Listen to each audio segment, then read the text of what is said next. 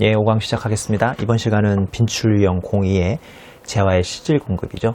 이 빈출유형 02 재화의 실질 공급하고 다음 빈출유형 03인 재화의 간주 공급, 소위 재화 공급의 특례, 이 두 가지 이제 재화, 이 두 개가 소위 재화 공급인데요. 이 두 가지 공급은 수업 목적으로 상당히 중요한 소챕터 되겠습니다.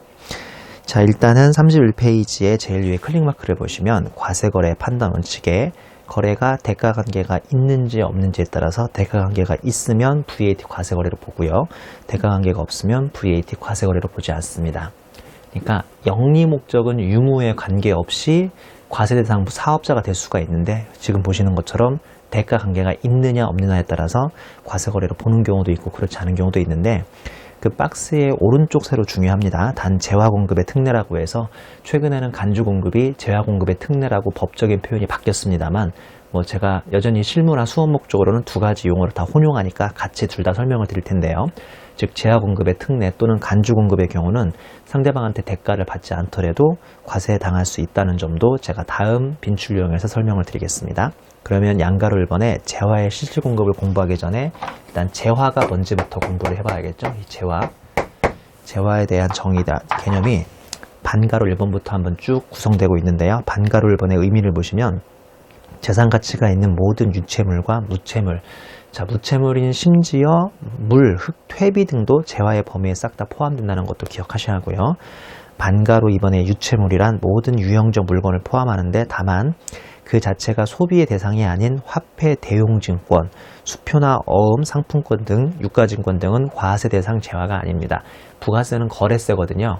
뭔가 재화를 거래할 때마다 10%를 붙여야 하는데 우리 그 화폐 대용증권, 그러니까 유가증권이나 아니면 지폐 있지 않습니까? 지폐 같은 거 주고받는 것도 거래는 거래인데 그 지폐는 대가 관계로 그 지폐를 직접 사용하려고 지금 주고받는 게 아니라 뭔가에 대한 가치를 보여주기 위해서 왔다 갔다 하는 것이기 때문에 지폐 자체가 사용되는 건 아니죠. 그렇기 때문에 얘는 과세 대상 재화가 아니라는 점도 기억하셔야 하고요. 그 밑에 줄을 보시면 유가증권 중에 3인방, 창고증권, 선화증권, 화물상환증이죠. 창증, 선증, 화상증 이 세 가지는 유가증권이긴 하지만 이 세 가지 유가증권은 증권의 인도를 통해 그 물건, 예를 들어서 창고증권을 배서양도처럼 주고받으면 증권이 상대방한테 양도되는 것처럼 보이지만 실은 그 증권 안에 내재되어 있는 그 창고 안에 있는 물건이 왔다 갔다 하는 거나 마찬가지거든요. 그 물건 자체가 인도되는 것으로 보므로 과세 대상에 해당된다라고 되어 있습니다. 그 밑에 꼭 표시는 뭐 아주 지엽적인 내용이긴 한데 다시요. 유가증권은 우리 유체물로 본다 안 본다? 보기는 본다. 근데 과세 대상에는 해당이 된다 안 된다? 안 된다. 유가증권 중에 세 가지인 창증, 화상증, 그 다음에 선증 이 세 가지는 과세 대상이 되는데 꼭 표시에 있는 것처럼 창고증권 중에서도 과세가 안 되는 것들이 1번부터 2번까지 요약이 되어 있습니다. 1번은 보세구역 안에 있는 조달청 창고에 보관된 물품에 대해서 조달청장이 발행하는 창고증권의 양도로서 임치문의 반환이 수발되지 않는 것. 2번은 보세구역 안에 있는 런던 금속거래소에 보관된 물품에 대해서 동거래소의 지정 창고가 발행하는 창고증권의 양도로서 임치문의 반환이 수반되지 않는 것은 다른 창고증권과 달리 이 두 가지는 과세 대상 재화가 아니라는 것도 그냥 간단하게 정리하시면 되겠네요. 다시 표로 올라가면 반가로 3번의 무체물인데요. 동력, 열, 기타 관리할 수 있는 자연력 또는 권리 등 광업권, 지상권. 여기 지금 그러니까 동력, 전기 있죠? 전기도 무체물, 형태는 없는 것이지만 재화에 해당하니까 정리 한번 해보시고요.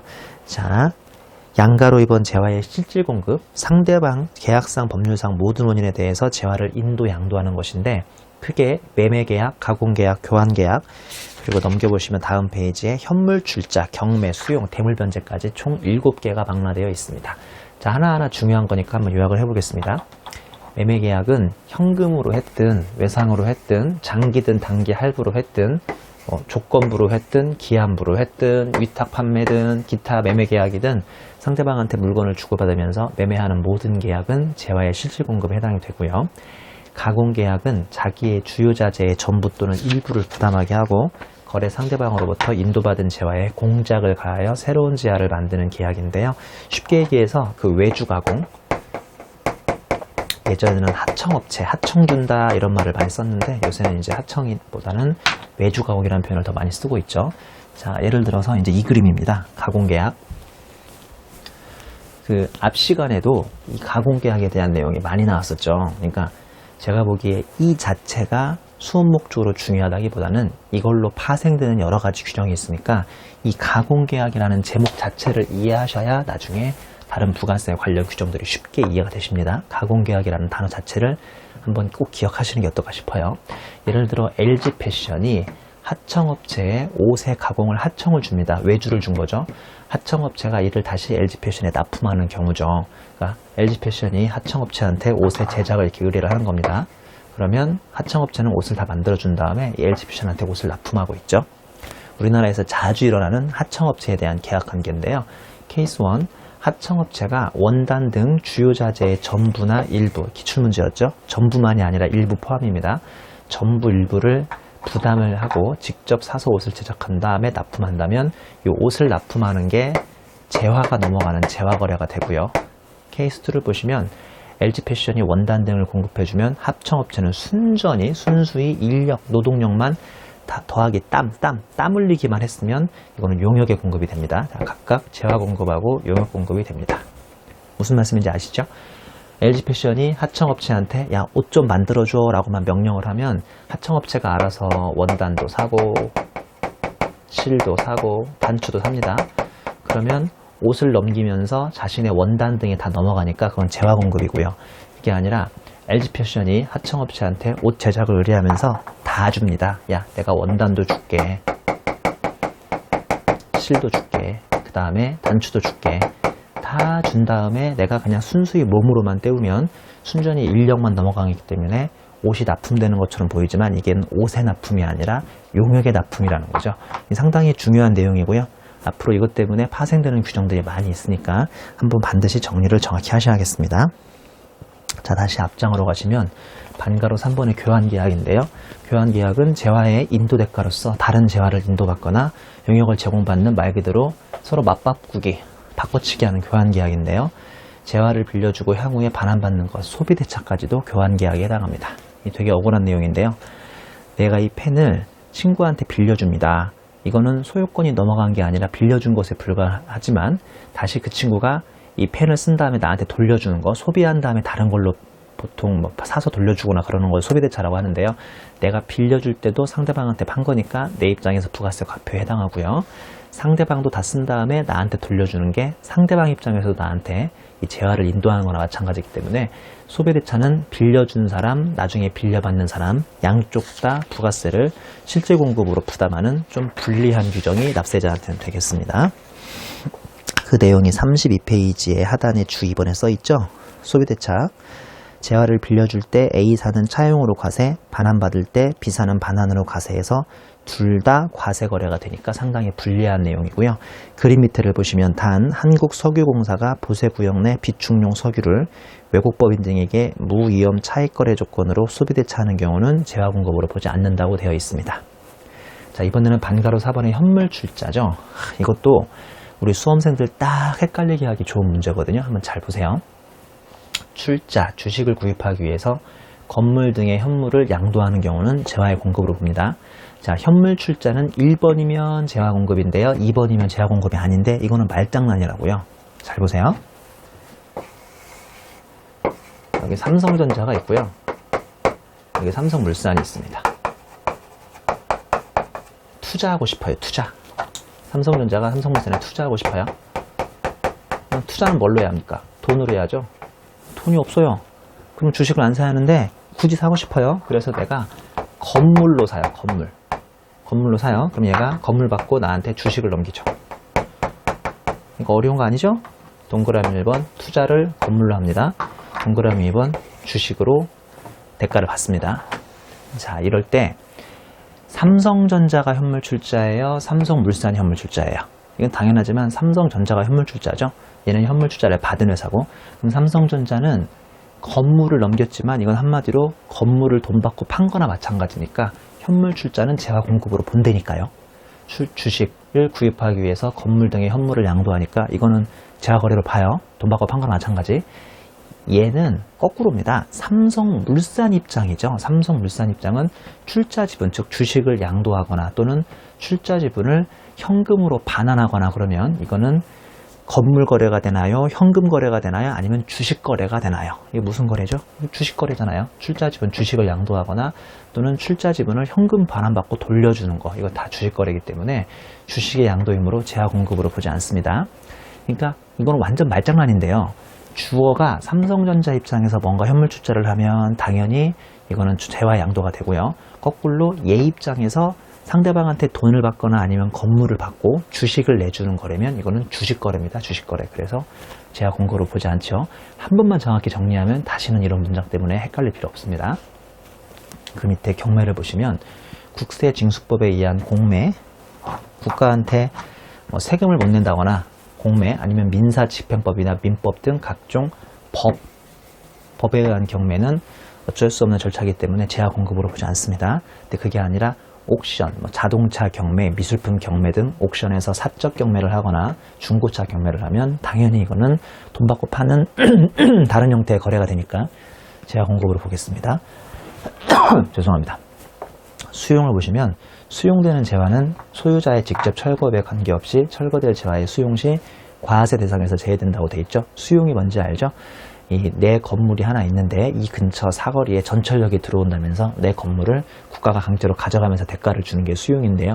수용은 내가 원해서 했다기보다는 국가 등에 의해서 어쩔 수 없는 진행되는 절차다 보니까 우리나라에서 수용은 과세 대상에서 몇 년 전부터 제외하고 있습니다. 대물변제죠. 대물변제는 재화의 공급으로 보나 사업용 자산을 상증법 등에 의해서 물납하는 경우, 이거 참 과거에 시험 많이 나왔죠. 물납하는 경우, 즉 조세의 물납은 재화 공급이 아니다라고 되어 있습니다. 대물변제는 내가 상대방한테 뭔가 잘못해서 위자료를 내야 하는데 위자료가 없으니까 건물 같은 거, 주식 같은 거, 특히 건물로 하죠. 건물로 대신 변제하는 건데 이건 한마디로 돈 받고 팔아서 그 건물을 현금화해서 위자료 갚은 거거든요. 그러니까 대물변제도 당연히 재화의 공급으로 보지만 대물변제의 일종인 조세의 물납은 대물변제로 보지 않기 때문에 이런 경우는 재화 공급이 아니라는 것도 과거에 기출된 적이 아주 많습니다. 자, 그 다음에 32페이지 설명을 마치고요. 33페이지로 가십니다. 33페이지에 재화의 과세거래 사례가 있죠. 과세거래로 보는 경우와 그렇지 않은 경우가 있습니다. 자, 왼쪽 서류를 보시면 이거는 과세거래로 보는 경우도 있기 때문에 VAT가 과세가 되는데요. 동그라미 1번 상대방이 주식 등의 출자 지분을 반납했을 경우 출자 지분의 반납 대가로 내가 재화를 공급하는 거죠. 자, 1번도 잘 보셔야 돼요. 결국 나는 주식을 거래했는지 재화를 거래했는지 보다시피 재화를 공급한 거기 때문에 VAT 과세가 되고요. 2번을 보면 향후 반환 조건이 없는 골프장, 테니스장 등의 입회금 가로 열고 단 향후 반환할 경우에 부채임으로 과세가 안 되면라고 되어 있죠. 우리 외에 골프장, 여러분은 골프장 갈 일 없겠지만 헬스장 같은 거 가면요. 한 달에 그 회원비도 있지만 처음 입회금 같은 거, 가입비 같은 거 있지 않습니까? 자, 내가 헬스장 사장님인데 이번에 고객으로부터 회원으로부터 그 가입비를 받았어요.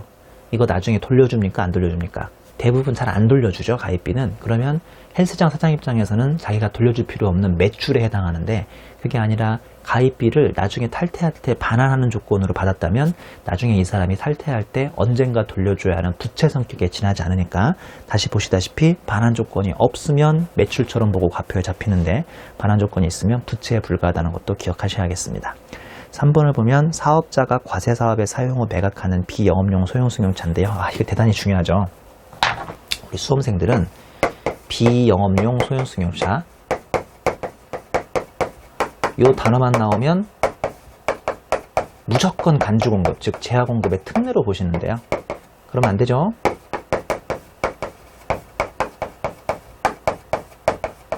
그렇게 하시는 거 아닙니다.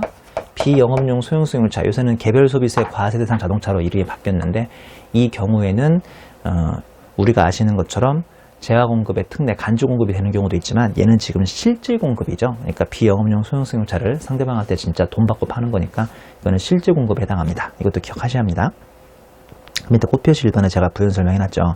비영업용 소형승용차는 매입시 매입세 불공제이지만 실질공급시는 매출세액이 과세됩니다. 이거 실질공급은 간주공급과 달리 사왔을 때 매입세 공제 불공제를 따지지 않고요. 실질로 상대방한테 돈 받고 파는 실질공급에 해당하니까 부가세 과표에 잡히겠습니다. 자, 여기에 비해서 표에 오른쪽 세로를 보시면 과세거래로 보지 않기 때문에 VAT가 과세가 안 되는 케이스인데요. 동그라미 1번 출자 지분을 양도하거나 반납하고 그 대가로 금전을 받는 경우입니다. 자, 지금 주어는 뭐를 팔았죠? 출자 지분을 양도했죠. 즉 주식을 양도한 거래이기 때문에 이런 경우는 부가세 과세거래로 보지 않고요. 이번에 재고자산이 폐품, 수재, 화재, 도난, 파손으로 인해서 사라지는 거죠.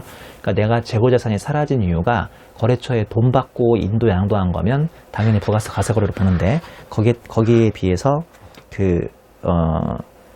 폐품, 수재, 화재, 도난 등 어쩔 수 없이 뭐 화마에 휩쓸려 갔다거나 아니면 홍수에 휩쓸려 갔으면 그 상대방, 즉 뭐 홍수한테 돈을 받았을 리는 마음놓은 거 아닙니까? 그런 경우는 과세가 안 되고요.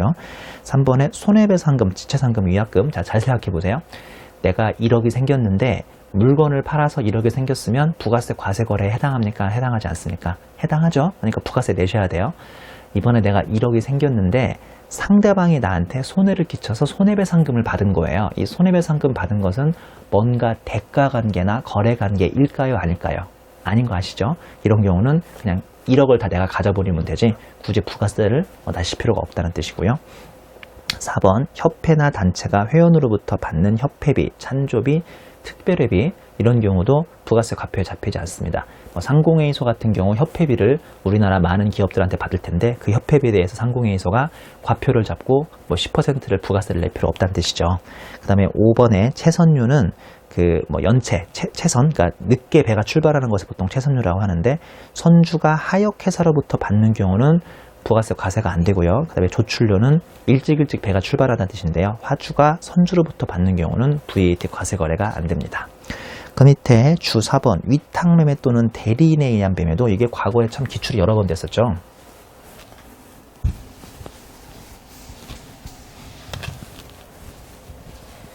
한번 소개 좀 올려보겠습니다.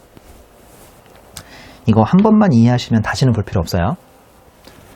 자, 여기 위탁자가 있습니다.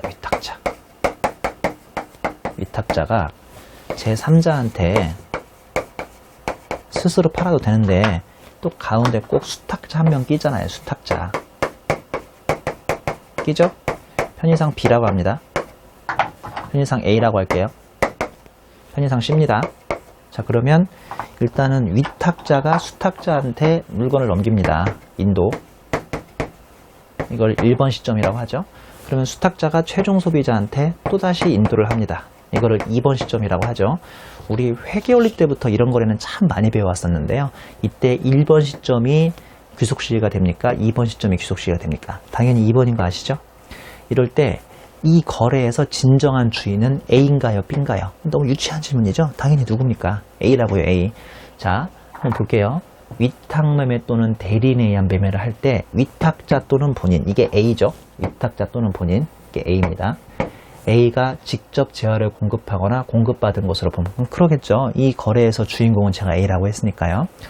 다만 위탁자 또는 본인을 알 수 없는 경우로서 대통령령으로 정하는 경우에는 수탁자 또는 대리인, B 나왔네요.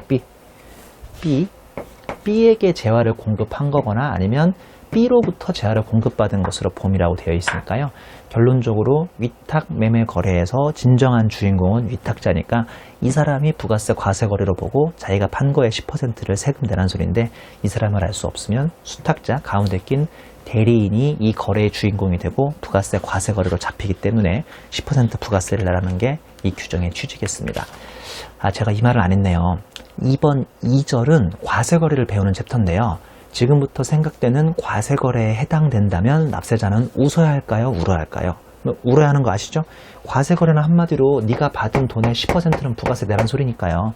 예를 들어서 과세 거래로 10억을 받았으면 이거를 1.1로 나눠가지고 9.09억은 자기가 그냥 인마이 포켓으로 가지면 되는 거고, 그게 아니라 나머지 0.91억, 즉 9,100만 원은 부가세 내셔야 한다는 소리니까요. 이번 챕터에 배우는 과세 거래는 납세자한테 불리한 내용이 되겠습니다. 여기까지 정리하시면 완벽하겠네요. 자, 34페이지에 필수 기출문제의 재화의 실질 공급을 한번 다뤄보도록 하겠습니다.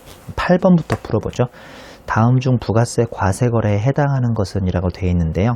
동그라미 1번, 사업자가 반환 의무가 없는 골프장 입회금을 받습니다. 그러면 말씀드린 것처럼 이거는 부채가 아니라 영구히 자기 입마이 받기시 가능하니까 부가세 과세거래에 해당되겠고요. 2번, 사업자가 상속재산인 사업용 부동산을 물납하는 경우는 제가 대물변제이긴 하지만 이거는 과세 대상으로 보지 않는다고 말씀드렸죠. 3번에 보시면 사업자가 사업자금을 차입하고 그 담보로 채권자에게 사업용 자산의 건물인 소유권 이전 등기를 한 경우인데 이따 배우시겠지만 그 양도담보 같은 경우는 재화 공급으로 보지 않죠. 이거는 기분 나쁜 얘기죠. 3번은 내가 상대방한테 돈 빌리면서 어쩔 수 없이 내가 내 건물을 담보로 맡긴 것이지 그렇다고 나의 소유권이 상대방한테 이전되거나 그런 건 아니죠. 되게 기분 나쁜 얘기네요. 4번 보시면 사업자가 사업을 위하여 대가를 받지 아니하고 다른 사업자에게 견본품을 인도. 요거는 다음 빈출유형 03에서 배우시는데 샘플 견본품을 인도하는 경우는 과세의 재화에 성립되지가 않습니다. 5번에 사업자의 사업용 자산이 민사집행법상의 강제 경매 절차, 제가 공매나 경매, 특히 법에 의한 경매는 부가세 과세 대상이 아니라고 그랬죠. 사적 경매는 과세 대상에 해당하는데 9번 문제를 보겠습니다. 9번 문제는 부가세법상 재화 공급에 대한 설명으로 옳지 않은 것을 물어본 2008년 CTA 기출문제가 되겠습니다. 자, 1번을 보시면 재화의 공급은 계약상 또는 법률상 모든 원인이죠. 계약상 또는 법률상 모든 원인에 의해서 재화를 인도 또는 양도하는 거. 아주 중요한 내용은 아닌데요. 인도와 양도의 차이점이 뭔지 아십니까? 인도는 움직일 수 있는 거예요. 이 분필 같은 건 인도한다고 하고요. 양도는 움직일 수 없는 부동산을 일반적으로 양도한다고 합니다. 중요한 내용은 아닙니다. 2번 위탁매매 또는 대리인에 의한 매매에 있어서는 위탁자 또는 본인, 아까 A였던가요?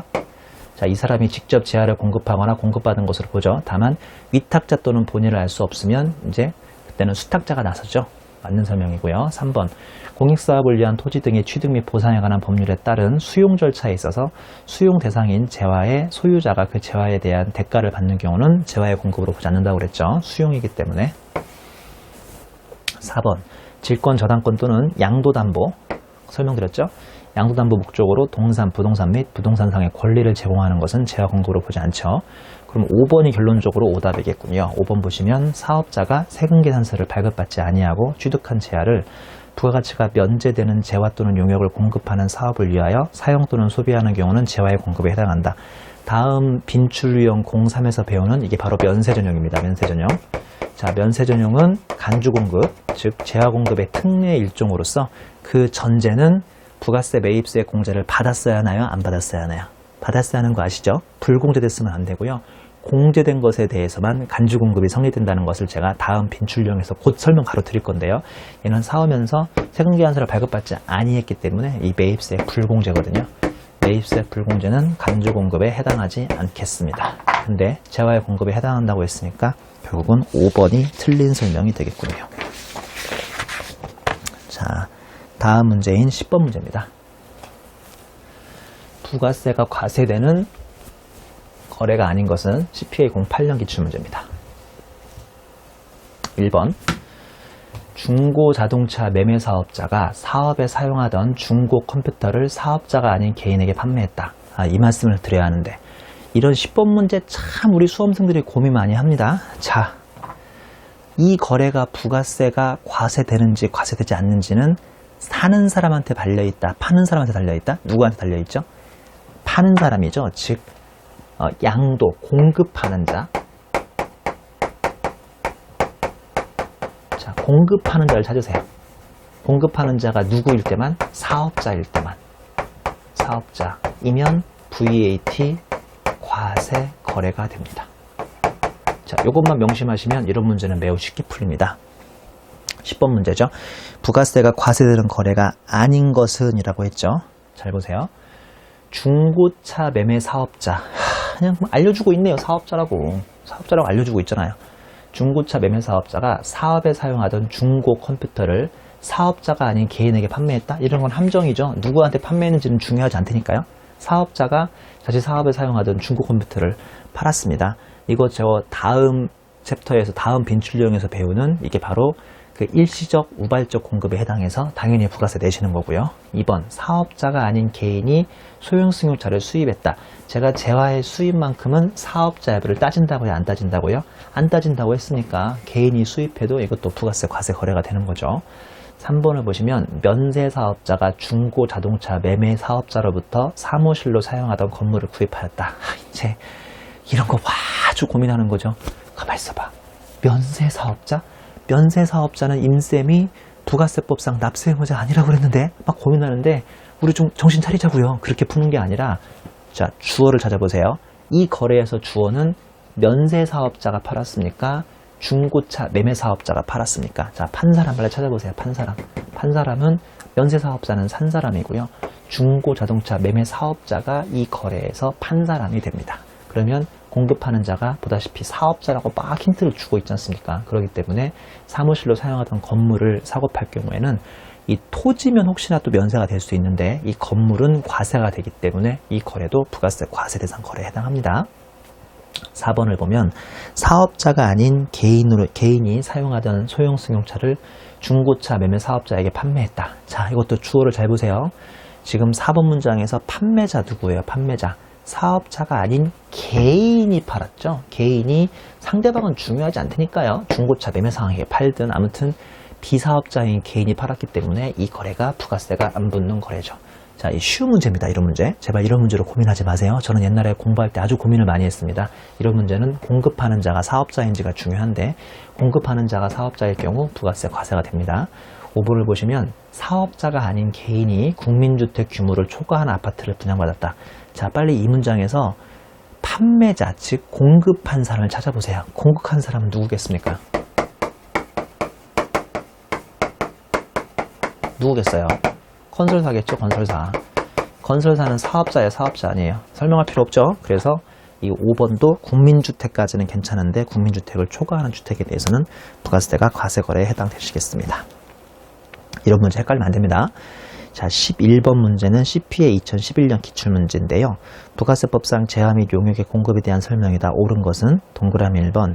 자기가 주요자재의 전부를 부담하고 상대방으로부터 인도받은 재화에 공작을 가하여 새로운 재화를 만드는 가공계약에 의해서 재화를 인도하는 것은 재화의 공급이다. 정답이네요. 왜냐하면 자기가 전혀 재화의 전부나 일부를 부담하지 않고 몸으로만 떼우면 용역이 넘어가는 건데 이렇게 전부를 부담했기 때문에 자신의 원단이 넘어가는 걸로 보시면 되고요. 이건 재화 공급이니까 1번이 정답입니다. 자, 2번부터는 왜 틀렸는지 한번 간단히 보겠습니다.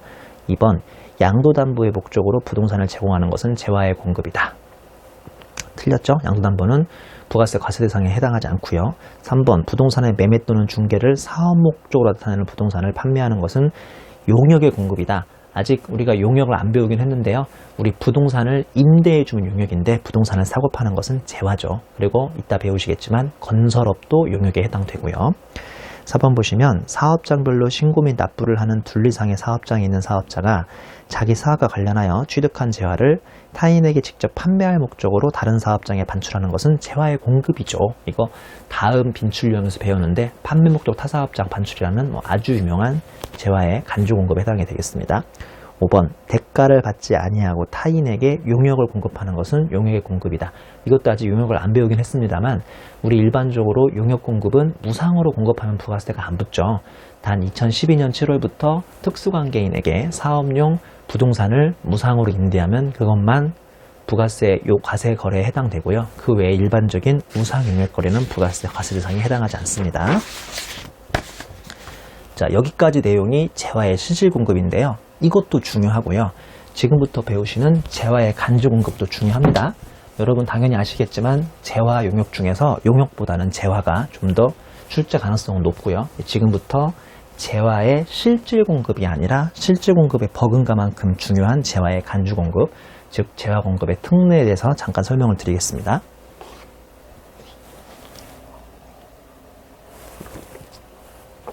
자, 재화의 간주 공급은 제가 36페이지 이 그림 밑에 박스에 쭉 설명을 해놨는데요. 간주 공급은 실질 공급과 비교해서 상대방으로부터 현금 등으로 대가를 받지 않았음에도 불구하고 이 요건만 성립된다면 10%의 매출세액을 자기가 스스로 만들어서 국가에 납부하는 제도입니다. 얼마나 억울하고 싫어할까요? 실무자들은 지금부터 배우실 간주 공급을 대단히 싫어합니다.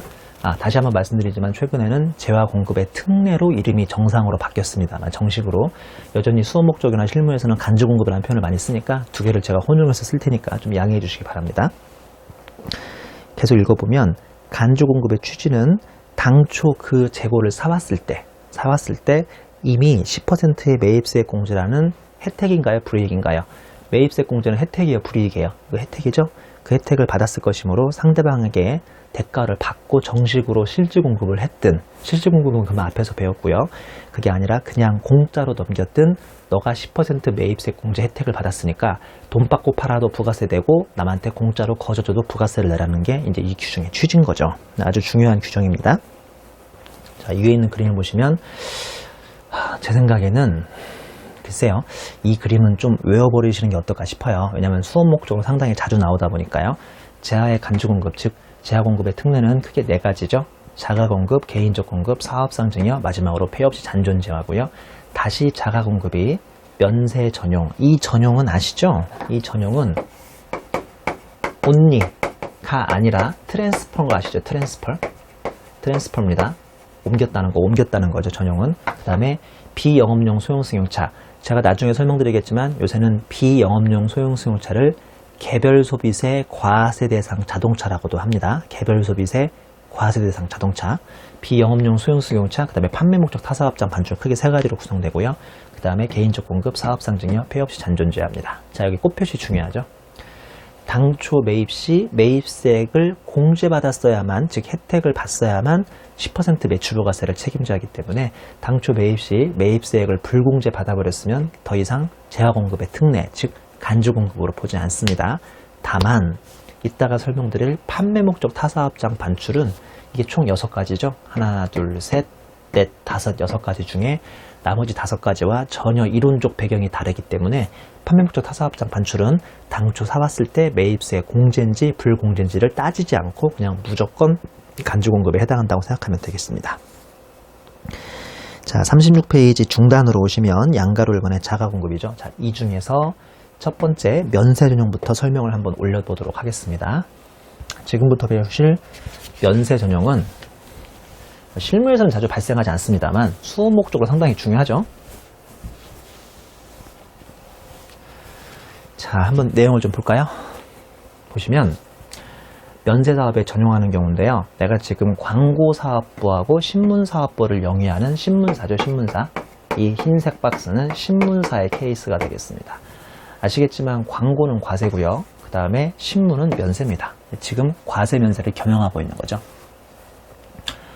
광고 목적으로 광고사업부에 쓰려고 잉크나 종이를 사오면 매입세액이 공제됩니다. 그 이유는 뭔지 아시죠?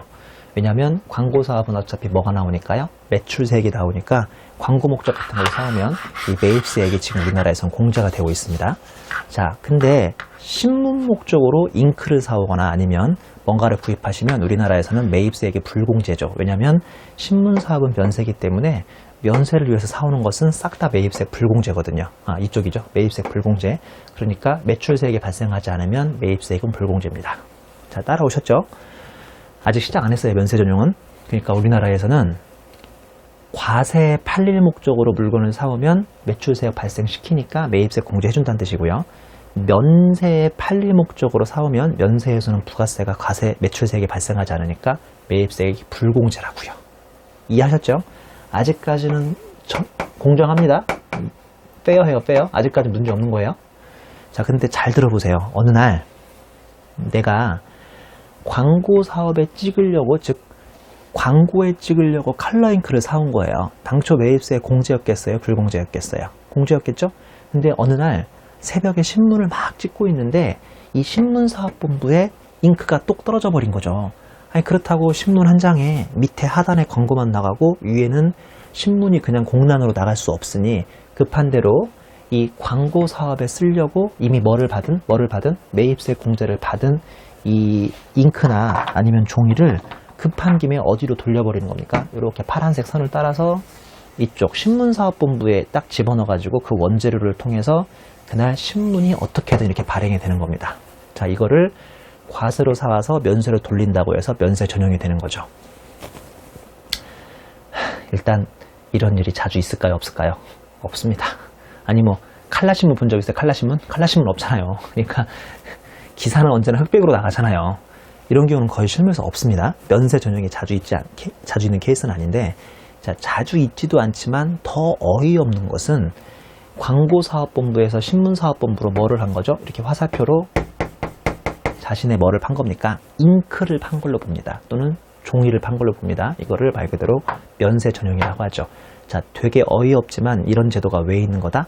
한마디로 네가 매입세 공제를 받았으면 끝까지 뭐를 책임져야 한다? 매출세액을 책임져야 하는데, 매입세 공제를 받은 것을 이쪽으로 돌려버리면 결론적으로 매입세 공제는 다 받아가고 뭐를 발생하지 못하니까, 매출세액을 발생하지 못하니까, 그렇게 하면 불공정하다 이거죠. 국가 입장에서 보면. 그래서 말도 안 되지만 광고사업인 네가 신문사업인 또 다른 너한테 이걸 팔았다라고 보는 좀 다소 황당한 제도입니다.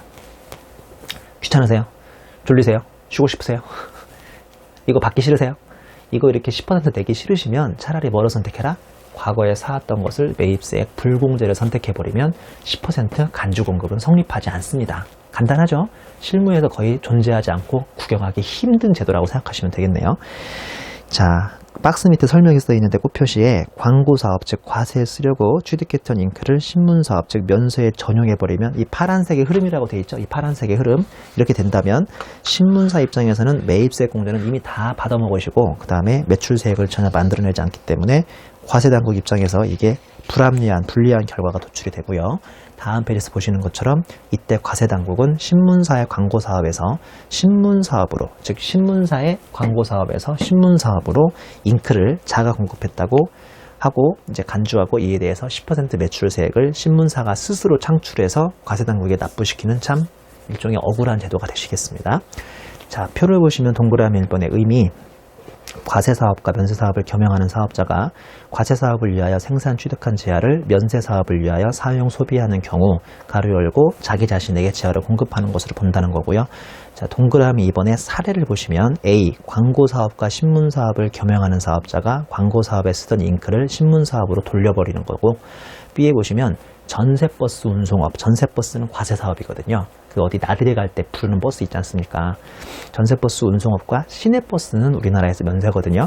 전세버스랑 시내버스를 어떤 큰 버스 회사에서 같이 하고 있는 거예요. 근데 이 겸용하는 사업자가 전세버스 운송업에서 사용하던 정비기계를 전세버스에서 사용하던 정비기계, 그러니까 전세버스에서 정비하려고 기계를 사오면 매입세 공제인데, 이걸 어느 날 시내버스 쪽으로 이 정비기계를 바꿔버리는 거예요. 그러면 정비기계를 이렇게 사가지고 이렇게 돌렸다고 보는 경우죠.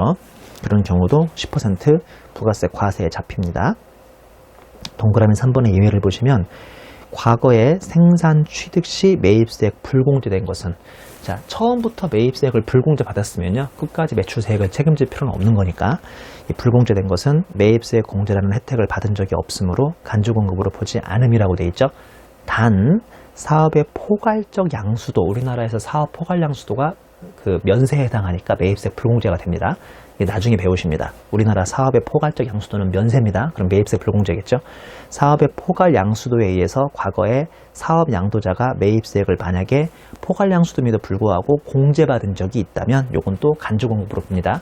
사업의 포괄 양수도는 면세여서 매입세액 불공제지만, 제가 뒤에 후술해 드리겠지만 어떤 선택에 따라서 또는 요건을 갖추면 매입세 공제로 둔갑하는 경우가 있거든요.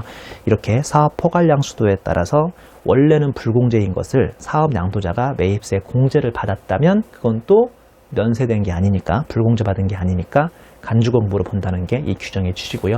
이 가로 내용까지 기억하시면 좋은데 가로 내용은 좀 어려우시면 뭐 그냥 간단히 보셔도 큰 문제는 없겠습니다. 반가로 2번을 내려오면 영업용을 비영업용 소형승용차로 전용하는 경우죠. 자, 이거 좀 수험생들이 까다로워 하던데요. 그 꽃 표시부터 일단 볼까요? 비영업용 소형승용차를 개별 소비세 과세 대상 자동차로 본다라고 되어 있죠. 자, 비영업용 소형승용차 또는 그 유지를 위한 재화 전용인데, 일단 우리 쉽게 사례부터 한번 설명드려 보겠습니다. 사례. 제가 조그마한 택시회사 사장인 거죠. 택시회사란 소리는요, 이 차가 영업용으로 쓰인다는 소리거든요. 자, 택시회사에서 영업용으로 택시에 쓰려고 K5, 여기 있네요. K5를 100대를 사왔어요. 그러면 이 자동차에는 부가세가 붙습니까? 안 붙습니까? 자, 우리나라 자동차가 면세인가요? 관세가요? 3절에서 배우겠죠? 우리나라에서 기초 생활 필수품은 면세인 거 알죠? 그럼 자동차도 기초 생필품이니까 면세인가요? 아니죠. 자동차는 당연히 과세입니다. 자, 이 자동차를 사오면 일반 개인이 사오면 부가세가 붙습니까? 안 붙습니까? 붙어요? 안 붙어요? 또 헷갈리는 거예요? 일반 개인이 사온 게 뭐가 중요하죠? 현대차가 사업차인데 K5는 기아차인가요? 아무튼 자동차를 여러분한테 판매한 자동차 제조사가 사업자이기 때문에 개인이 사오든 사업자가 사가든 아무튼 자동차에는 부가세가 붙습니다. 자, 근데 우리 같은 일반 개인이 사오면 매입세 공제가 돼요? 안 돼요? 뭐 이 다소 황당한 소리죠. 당연히 매입세 공제가 될 리가 없죠. 그러면 사업자들이 K5를 사가면 사업자는 매입세 공제로 10%를 돌려받을 수 있을까요? 없을까요? 없는 거 아시죠? 왜냐하면 우리나라에서는 비영업용 소형승용차라고 해서 여러분 회사가 영업용 택시거나 아니면 버스 회사, 한마디로 그 외 노란 번호판 있지 않습니까? 영업용 차량. 그런 회사가 아니라면 일반 업무용 차량, 즉 삼성전자가 뭐 배달용으로 뭘 산다거나 일반 업무용으로 K5를 사시면 무조건 매입세 불공제인 거 아시죠? 이건 제가 나중에 5절 매입세 불공제 챕터에서 다시 한번 자세히 설명드리는데 이걸 워낙 학생들이 어려워하시더라고요. 자, 다시 한번 간략하게 설명합니다. 내가 소형 승용차, 즉 K5, 소형 승용차는요, 바퀴 4개 있고 문짝 4개 있고 트렁크 열리는 웬만한 차를 우리나라는 다 소형 승용차라고 해요. 아반떼, 소나타, K5, 제네시스, 그 다음에 또 뭐가 K7, K9, 심지어 외국 수입차 있죠? BMW, 벤츠 뭐 이런 것까지 싹 다 그냥 소형 승용차입니다. 관대한 세법이죠. 벤츠가 소형이라니 되게 웃기죠. 아무튼 요거를 소형 승용차라고 하는데요. 자, 이런 바퀴 4개 달린 그냥 문짝 4개 달리고 트렁크 있는 소형 승용차를 개인이 사든 아니면 사업자가 사든 부가세는 붙는다 안 붙는다? 붙긴 붙는다. 우리 개인이 사면 그 부가세 매입세 공제로 돌려받는다? 말도 안 된다. 그러면 사업자가 사면 부가세 10% 매입세 돌려받는다? 그것도 대부분 못 돌려받는다. 왜냐하면 어떤 업종만 돌려받을 수 있다? 영업용만 돌려받을 수 있다. 여기서 영업용이란 삼성전자가 배달용으로 쓰거나 아니면 삼성전자가 사장님 타고 다니는 차를 영업용 차량이라고 하는 거 아닙니다. 그 택시회사나 버스회사나 렌터카 회사 등 한마디로 운수 관련된 회사만 영업용이라고 부르죠. 자, 요거를 전제로 까셔야만 이 규정을 이해할 수가 있습니다. 지금 제가 지금 중요한 설명한 겁니다. 지금까지. 택시회사가 이번에 택시로 쓰려고 K5를 100대를 사왔어요. 자, 결론적으로 매입세 공제인가요? 불공제인가요? 이렇게 하면 공제라니까요. 근데 그날 집에 가니까 내가 사장인데요. 우리 와이프가 오빠 K5 오늘 100대 들어왔다면서 내가 명색이 사장님 와이프인데 마트 갈 때마다 이 양손에 짐 들고 다니는데 막 땀이 삐질삐질 힘들어 죽겠다. 그래서 나한테 갑자기 한 대를 빼달래요. 빼줘야 합니까? 안 빼줘야 합니까? 이거 참 안 빼줬다가는 마트에 안 가서 내 반찬이 형편없을 것 같고. 그래서 어쩔 수 없이 100대 사온 K5 중에 한 대를 우리 와이프한테 줘버립니다. 이걸 말 그대로 자가공급이라고 하죠. 자, 이 100대는 이미 사올 때 매입세 공제를 받았을까요? 못 받았을까요? 받았죠. 왜냐하면 전제가 내가 무슨 회사니까? 택시회사인 영업용 차량을 보유하고 있는 회사니까요. 그럼 100대 받은 것 중에 100대 다 위에다 캡을 달아서 택시로 바꿔야 하는데 한 대를 와이프한테 줬습니다. 자, 이 경우 내가 와이프한테 부가세를 받습니까? 못 받습니까? 이건 뭔 소박맞이 소리를 하고 있나요? 당연히 현실에서는 와이프한테 부가세를 못 받겠지만 세법상으로는 10%를 스스로 만들어서 내라는 게 이 규정의 정말 어이없는 취지인 거죠. 과연 이런 사람이 있을까요? 차라리 뭐를 선택하셔라? 매입세 불공제를 선택하셔라. 아니면 그냥 서류상은 100대로 꾸미고 한 대만 와이프를 줘라. 간단하죠? 자, B를 보시죠. 주유소에서 매입한 석유를 주유소 내 다른 목적으로 사용하는 경우죠. 자, 제가 현대오일뱅크라고 칠게요. 현대오일뱅크 어디 지점에 나갈까요? 강남에 있는 데가 지금 주유소를 하고 있는데 현대오일뱅크 본사로부터 1000리터를 띄워온 거예요. 1000리터. 자, 그럼 매입세 공제예요? 불공제예요? 당연히 매입세 공제예요. 왜냐하면 내가 1000리터를 고객들한테 기름을 넣어주면서 매출세액을 만들 테니까. 근데 1000리터 띄워온 것 중에서 다른 목적으로, 즉 사장님 자기 자신의 차량에 50리터를 넣어버리는 거예요. 왜냐하면 내 차도 돌아가야 하니까 외쳐도 돌아가야 할 거 아닙니까? 굴러가야 하니까. 무슨 말인지 아시겠죠? 1000리터의 기름을 떼어오고 이미 매입석 공제를 받으신 분이 950리터만 고객들한테 주유해주고 50리터를 자기 자신 차에 넣어버리면 어떤 정신 빠진 사장님이 자기한테 넣은 기름까지도 부가세를 내겠어요? 안 내겠죠? 근데 이게 바로 간주 공급에 해당해서 자기가 스스로 공급했다는 자가 공급에 해당하기 때문에 50리터에 대해서도 10% 부가세를 만들어서 내라는 게 이 규정의 취지입니다. 실제로는 거의 만들어낸 사람은 없겠죠.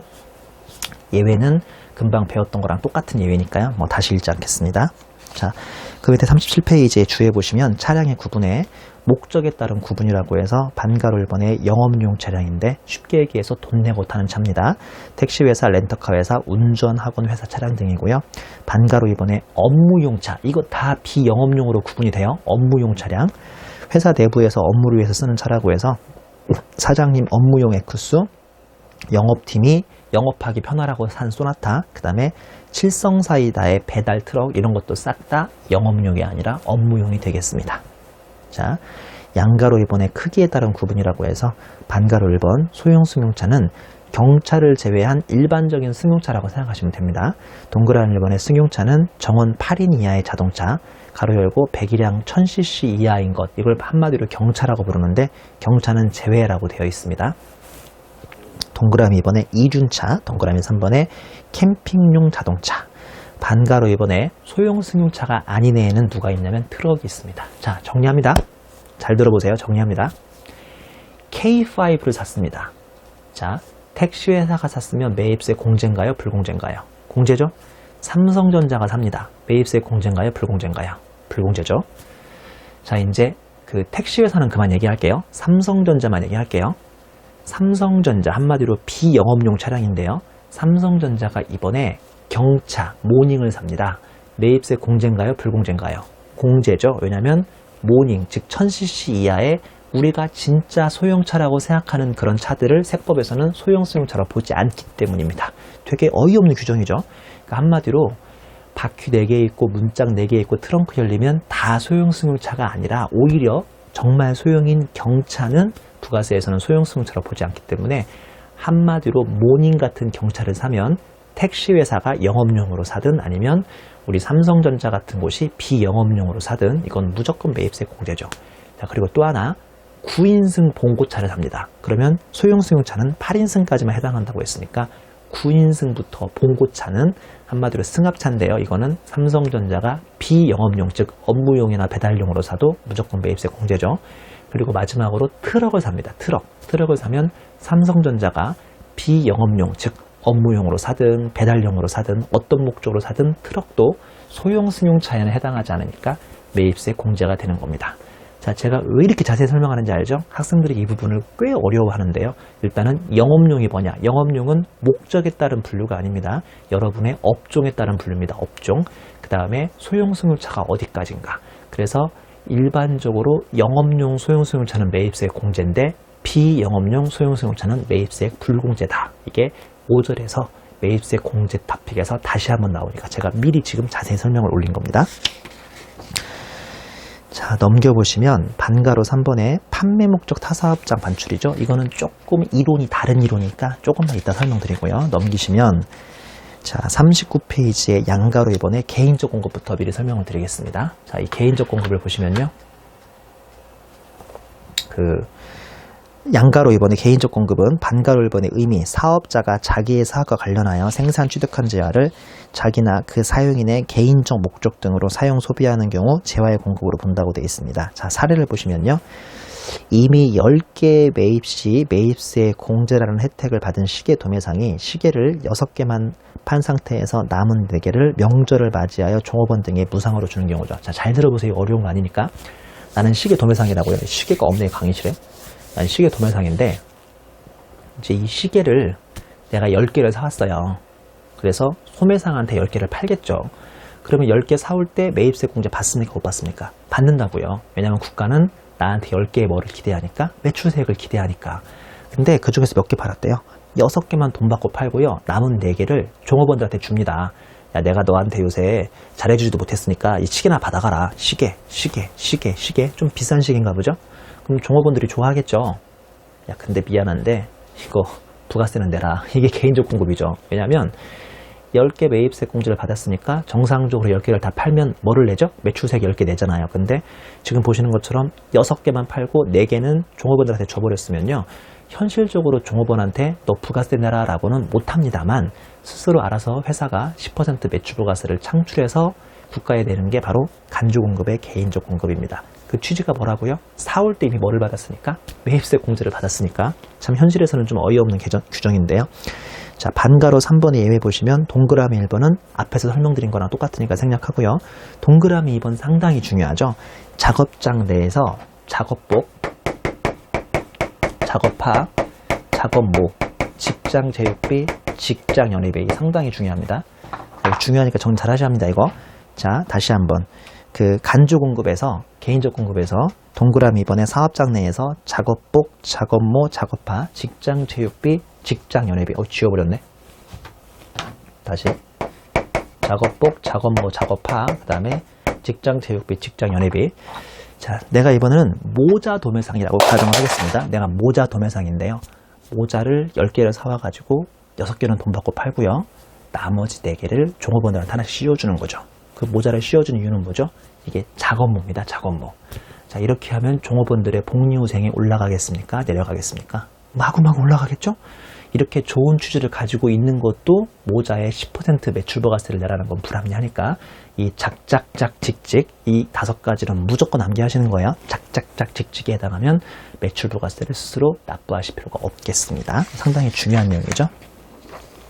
넘겨보시면 사업상 증여입니다. 사업상 증여. 자, 반가로 1번의 의미를 보면 사업자가 자기의 사과 관련하여 생산 취득한 재화를 자기의 고객이나 불특정 다수인에게 증여하는 경우 재화의 공급으로 본다고 되어 있죠.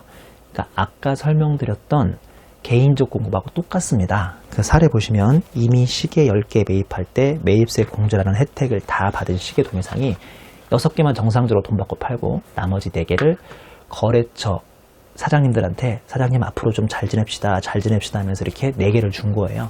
그럼 이렇게 접대 목적으로 사업상 증여를 했으면 상대방 사장님한테 죄송한 말씀이지만 10% 매출부가세를 좀 내주세요 뭐 이러면 거래처 잘리겠죠. 본인이 알아서 10%를 스스로 만들어서 4개에 대한 매출부가세를 내는 게 사업상 증여입니다. 반가로 3번의 예외는 아까랑 똑같으니까 다시 설명하지 않겠고요. 그 밑에 줄을 보시죠. 사업상 증여를 보는 사례입니다. 자, 이거 질문도 많이 들어오고 상당히 중요하죠. 자, 왼쪽 세로는 사업상 증여로 보기 때문에 부가세 과세가 되고요. 거기에 비해서 오른쪽 세로는 사업상 증여로 보지 않기 때문에 부가세 과세가 안 됩니다. 이거 상당히 중요한 내용이죠.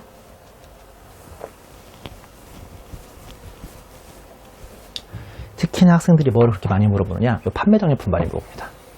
그 다음에 경품 많이 물어보고요.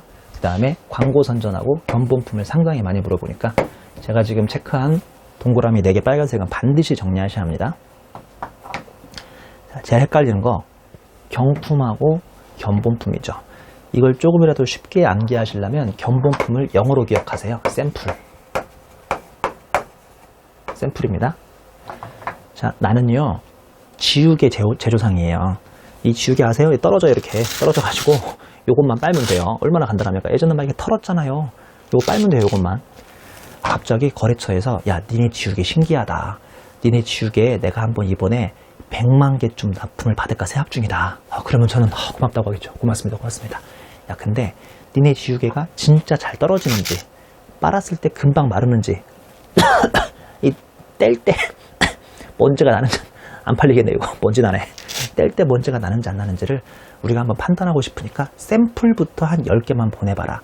자, 이 샘플은 대부분 무상으로 보내겠습니까? 유상으로 보내겠습니까?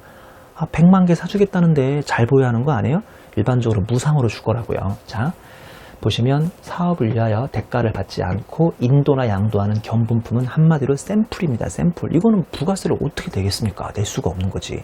그렇기 때문에 경품하고 구분하셔서 샘플은 부가세 안 내는데요. 거기에 비해서 경품, 고객 중 추첨을 통하여 당첨된 사람한테 TV나 냉장고를 경품으로 주는 거. 자, 내가 이거 경품 사올 때 매입세 공제 받았을까요? 안 받았을까요? 받았겠죠? 그러면 고객한테 이걸 줄 때 죄송하지만 제세 공과금은 부담해 주세요가 바로 우리가 흔히 지금까지 봐왔던 간주 공급, 부가세 간주 공급인데요. 그 고객, 즉 경품 당첨된 사람한테 10% 매출 부가세를 부담 지우기 싫으시면 차라리 사왔을 때 TV나 냉장고를 뭐를 선택하라? 매입세액 불공제를 선택하시는 게 합리적이겠습니다. 자, 그 다음에 1번은 판매장려품입니다. 그러니까 내가 물건을 많이 팔아주는 상대방 영업소가 있는 거예요. 어떤 영업소가 나한테 상당히 물건을 많이 팔아주는 거예요. 그러니까 내 물건을 많이 사가는 거죠. 그러면 그 사람한테 고맙다고요.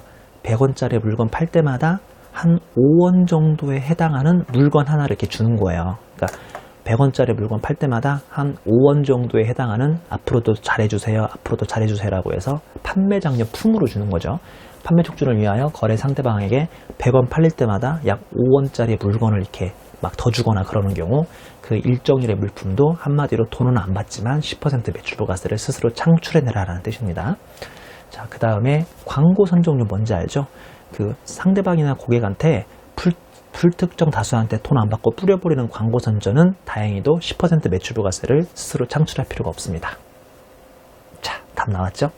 결론적으로 판매장려품이나 경품도 실무에서 뭘로 처리하겠습니까? 싹 다 광고 선전으로 처리해버리는 거죠.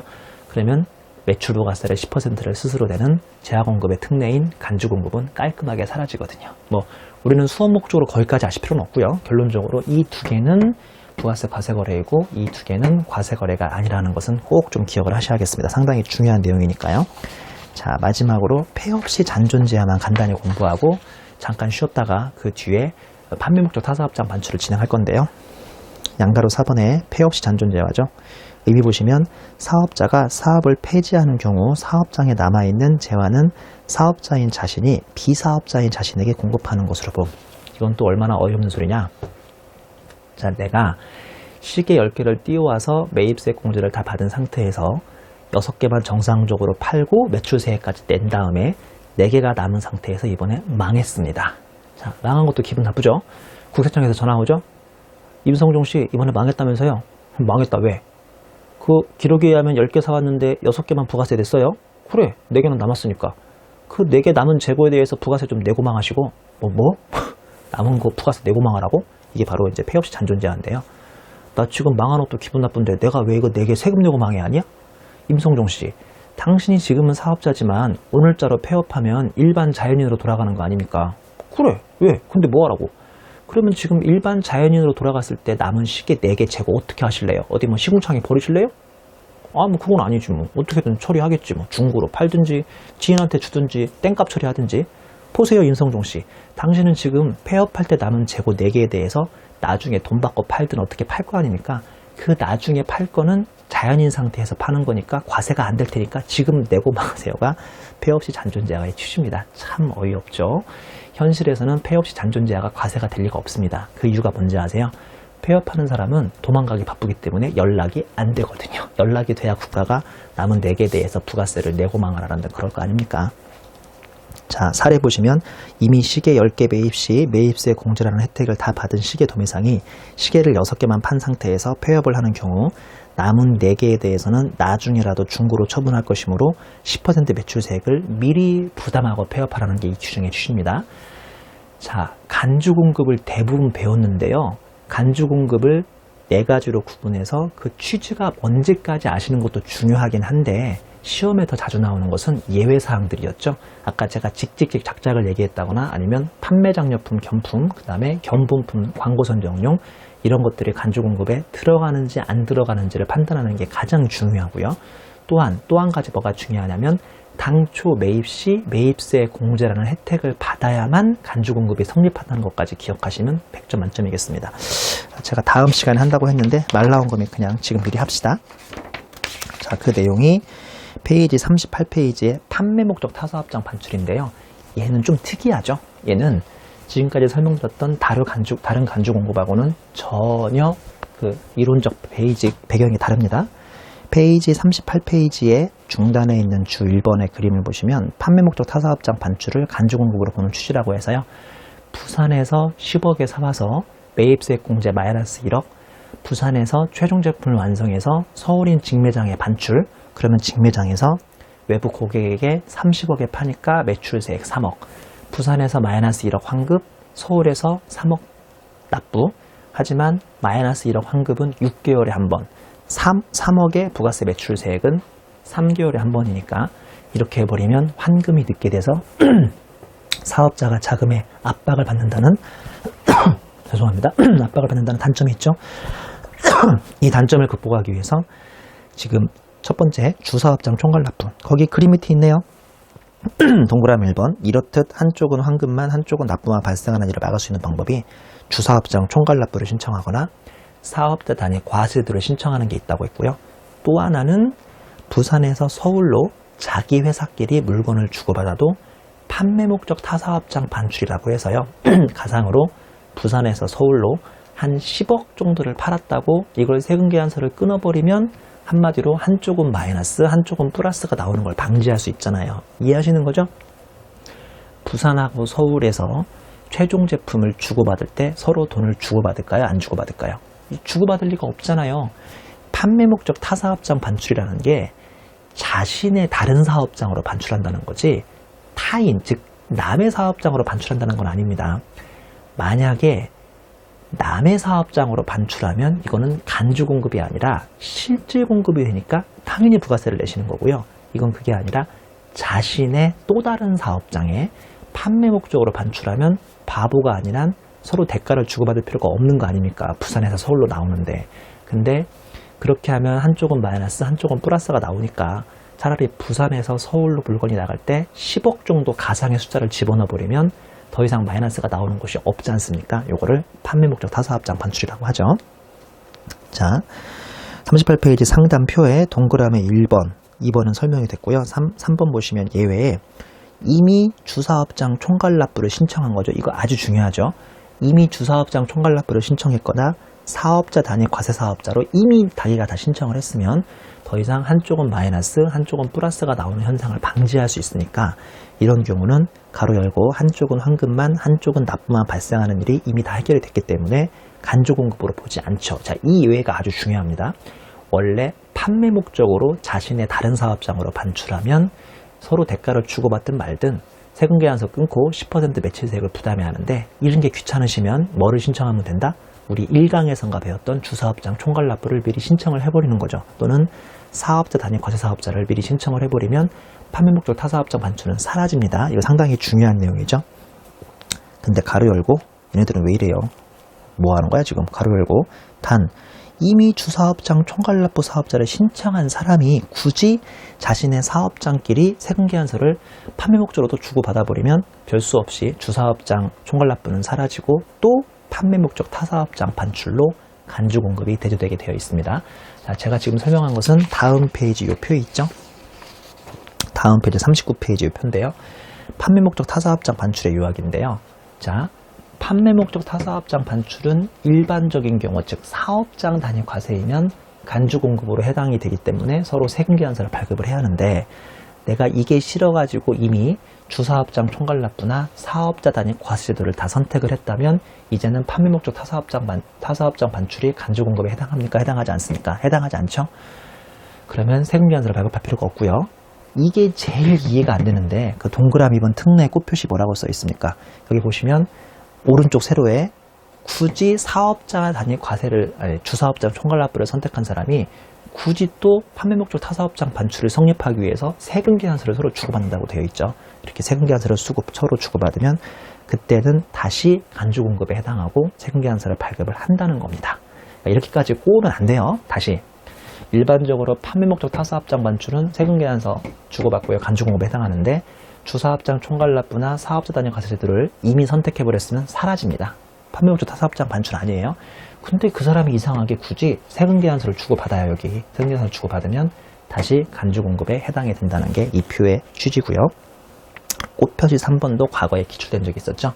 간주 공급 중 자가 공급은 위에 1번에서 3번에만 해당되므로 다음은 간주 공급으로 보지 아니함. 지금부터 배우는 간주 공급에 해당하지 않는 것은 납세자한테 유리하죠. 10% 매출 부가세를 괜히 낼 필요는 없으니까. 자기 자신에게서 10%의 매출세액을 창출 및 부담할 필요가 없다고 되어 있습니다.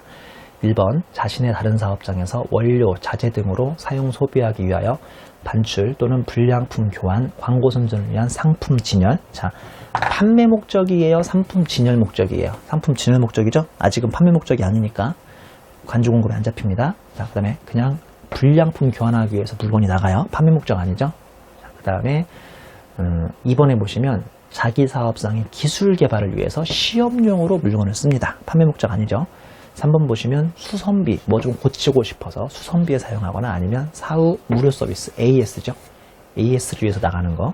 그 다음에 건설업을 영위하는 사업자가 자기의 사업과 관련하여 생산 취득한 재화를 자기의 해외 건설공사에서 건설용 자재로, 판매 목적으로 나가는 게 아니라 건물을 지으려고 건설용 자재로 사용 소비할 목적으로 반출하면 이것도 간주 공급, 즉 재화 공급의 특례에 해당하지 않습니다. 자, 우리 41페이지의 마지막 4줄만 읽어보고 이번 시간을 마치도록 하죠. 41페이지의 마지막 4줄인데 매입 당시 매입세액 불공제 여부를 따지지 않고 공급으로 보는 경우입니다. 아까 금방 배웠던 판매 목적 타사업장 반출이네요. 그쵸? 자, 동그라미 1번 간주 공급 중 판매 목적 타사업장 반출. 왜냐하면 얘는 다른 간주 공급들하고 취지가 다르죠. 2번 실질 공급은 전부 다 사왔을 때 매입세 공제 여부를 불문합니다. 이거 참 수험생들이 많이 틀리는데요. 실질 공급은 간주 공급이 아니에요. 실제로 상대방한테 돈 받고 파는 거니까 실질 공급은 과거에 사왔을 때 매입세 공제 여부가 전혀 중요하지 않다고요. 자, 가로 열고 실질 공급은 상대방으로부터 실제로 대가를 받기 때문에 매입세 공제 여부를 따지지 않고 부가세 과표에 잡힙니다. 예를 들어서 매입 당시 불공제를 받은 비영업용 소형수용차를 중고로 판매했으면 이제 이런 게 전형적인 실질 공급이니까 이런 경우는 매입세 불공제 여부를 따지지 않고 간주 공급에 해당이 됩니다. 자, 이번 챕터 간주 공급, 즉 재화 공급의 특례를 학습했는데 상당히 중요한 내용이고요. 그 뒤에 부가세 전반에 걸쳐서 아주 중요한 내용 중에 하나니까 반드시 정리해 보시죠. 이번 시간은 좀 시간이 길어졌으니까 잠시만 쉬었다가 그 다음에 뒤에 기출문제를 풀어보도록 하겠습니다.